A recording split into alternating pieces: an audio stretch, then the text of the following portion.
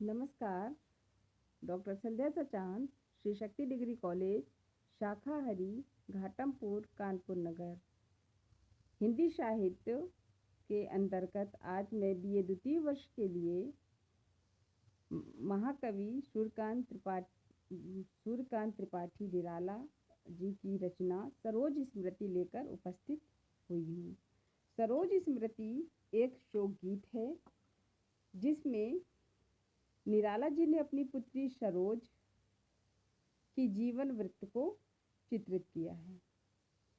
प्रस्तुत जो पद्यांश है इसमें निराला और उनकी जो सास हैं उनका वार्तालाप चित्रित किया गया है।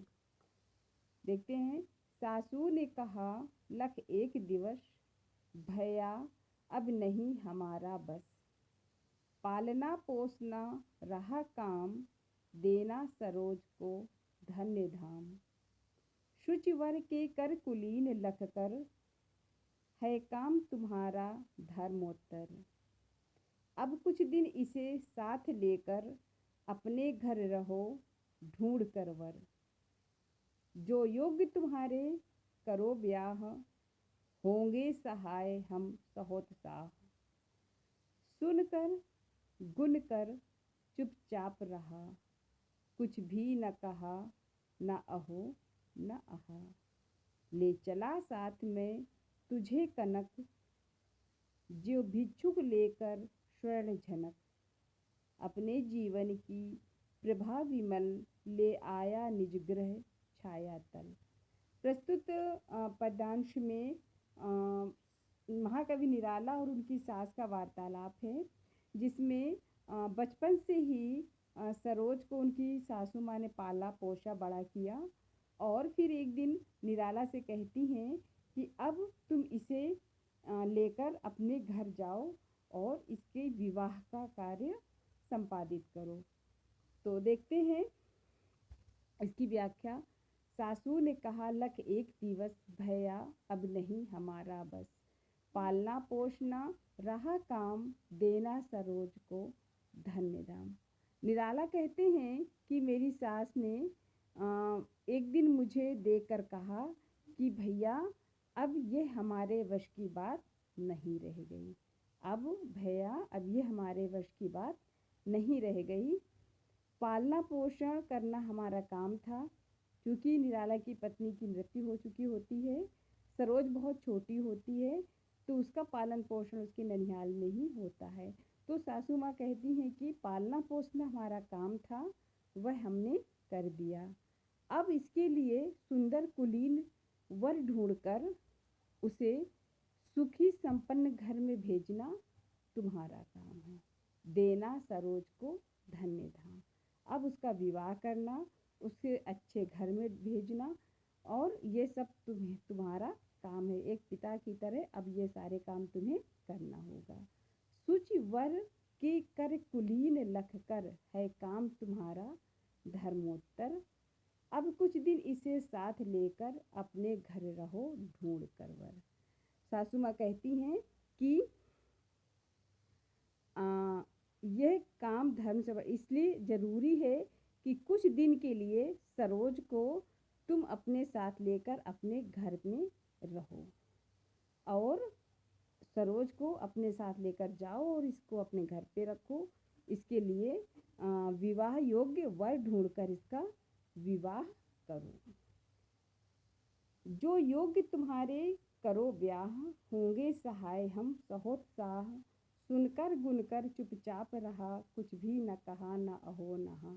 निराला कहते हैं कि सासू माँ की इन बातों को सुनकर, जिसमें वो कहती हैं कि तुम बेटी का विवाह करो और जो भी होगा जैसा भी होगा हम उसमें तुम्हारी सहायता करेंगे। ये सब सुनकर के निराला चुपचाप बिल्कुल बैठे रह गए। उनकी जीवा से कुछ भी नहीं निकला, ना उन्होंने अच्छा कहा और ना ही उन्होंने बुरा कहा, ना अहो ना आहा, उन्होंने कुछ भी नहीं कहा। तात्पर्य है कि सास की बातें सुनकर निराला के मुंह से बोल ही ना फूट सका। ले चला साथ में तुझे कनक, जो भिक्षुक लेकर स्वर्ण झनक। अपने जीवन की प्रभा विवल, ले आया निज ग्रह छाया तल। निराला कहते हैं कि सासू माँ की बातों को सुन करके मैं अपनी पुत्री सरोज को लेकर उसी प्रकार से चला जैसे कोई भिक्षुक सोना लेकर के चल पड़ता है।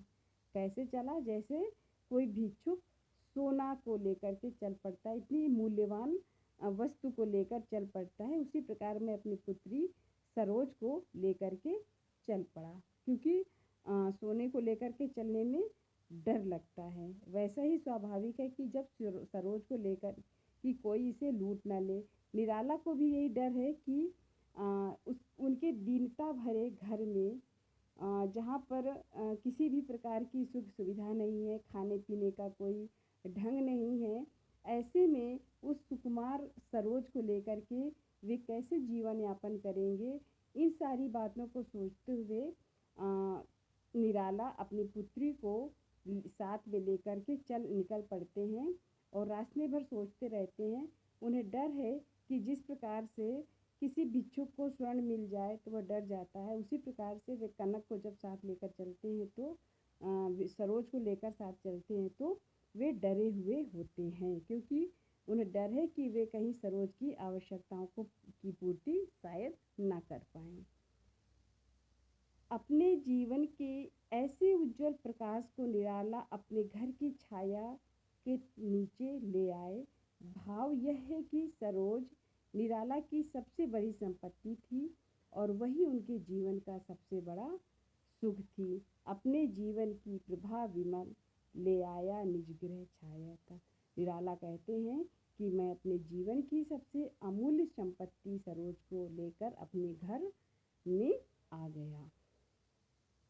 धन्यवाद। छात्र छात्राएं कृपया वीडियो को पढ़ें, देखें और इसे लाइक और सब्सक्राइब भी करें। धन्यवाद।